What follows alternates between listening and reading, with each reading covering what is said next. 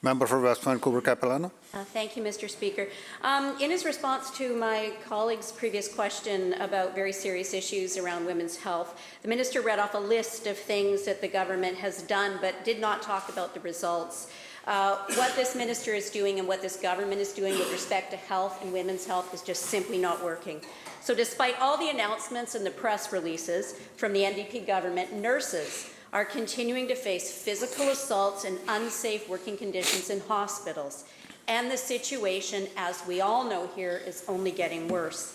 The threat of being muzzled by the Minister of Health, and this is a real threat, and we hear it over and over again, it has not silenced nurses at Royal Inland Hospital who are reporting to us multiple cold white assaults and attempted assaults in just the last few weeks. One nurse, who can't be named for fear of retribution by this NDP government, says, and I quote, "I fear for my personal safety and fear that more violent incidents are yet to come," unquote. It has rippled through the department, causing a visible increase in staff anxiety and concerns. 5 months ago, this NDP government made yet another empty announcement of 320 protection officers, but none have been seen. 0 have been seen. When will nurses finally see some real results from this Premier instead of empty NDP promises? Hear, hear. Of Health. Well, thank you very much, Honourable Speaker. And yes, indeed, working with the BC Nurses Union, working with all healthcare unions and all workers in healthcare, we are changing the way we do security to support workers in our public healthcare system.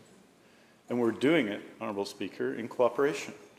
I must say, one of the things that we have changed, Honourable Speaker, is to bring back an independent occupational health and safety system for healthcare workers in BC. One, Honourable Speaker, one that, by the way, the previous government got rid of in 2010, got rid of by the Leader of the Opposition. We have changed for healthcare workers in BC by giving all healthcare workers their rights back. People will recall the impact, Honourable Speaker, of Bill 29 and of Bill 94 on healthcare workers across BC.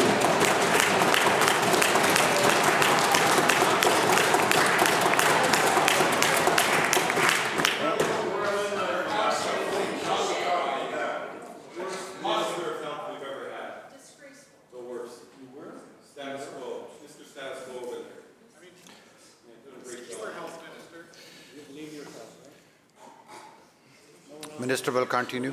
The leader of the Opposition, no doubt, shedding across more lessons in empathy, Honourable Speaker. But I would say, Honourable Speaker, I would say that these issues are of fundamental importance. And that's why we've done this work together. That's why we're bringing about this change together, Honourable Speaker. Yes, the previous government privatized security. Yes, the previous government laid off healthcare workers. And we are giving them back their rights. And I simply reject the suggestion. I simply reject the suggestion.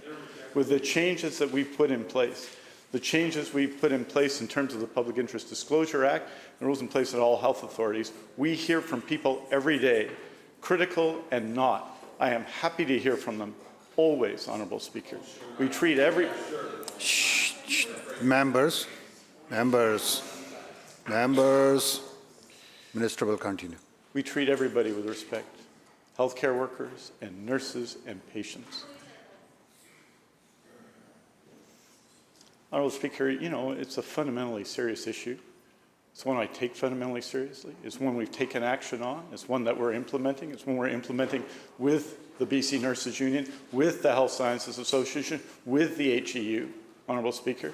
And the reason we're doing it is we know how important it is to every healthcare worker and to every patient that they be safe in our hospitals and our healthcare facilities, and we are going to continue to act in this area.